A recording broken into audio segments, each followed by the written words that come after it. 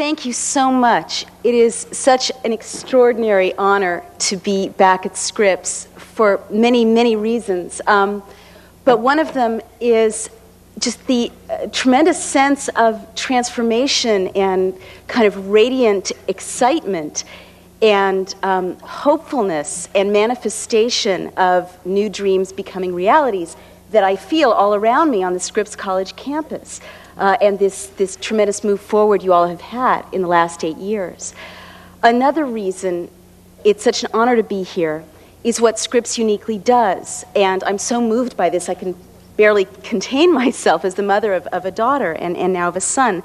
Scripps is one of the very few places in the world where young women are taken as seriously as they can possibly be taken as leaders of their country and as leaders of the future, where the best is expected of them and where their spirit and their heart, as Heidi so beautifully said, and their minds are cultivated with that gravity, knowing that you will be stepping up to the plate, whatever path you take.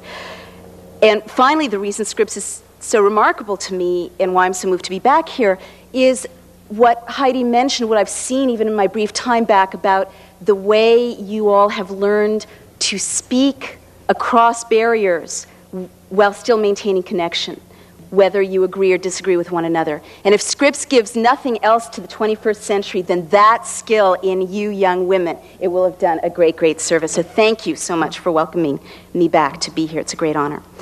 I want to talk a little bit about ethical leadership, and especially about ethical leadership as young women envision it, and the hurdles that face young women as you all step up to become ethical leaders, as you step out on your journey.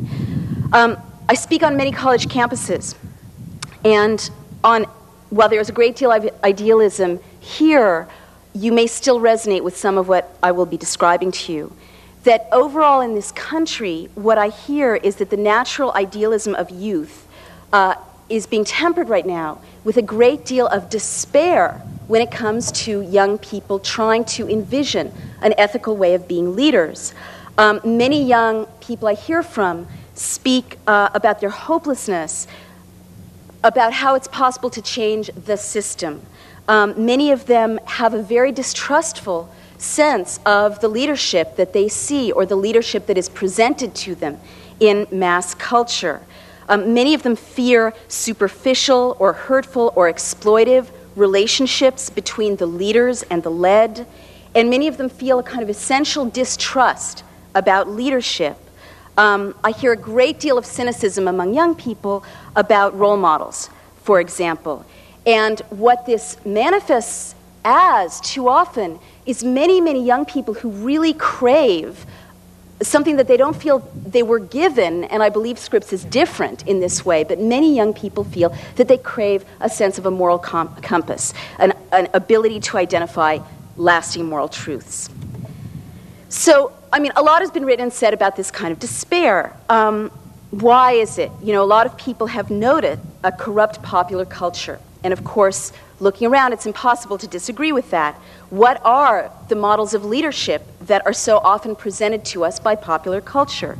Everything from my youth, there was the Gordon Gekko figures of Wall Street in the 80s, or more recently in the 90s in pop culture icons like Courtney Love, who told stories about drug use while parenting a toddler, or even more recently, anorexic models that young women in particular are supposed to aspire to be, or sometimes violent sports stars, or a press corps that inches closer and closer to corporate ownership with every day. And young people understandably look around and think, where can I fit into this? Where can I start?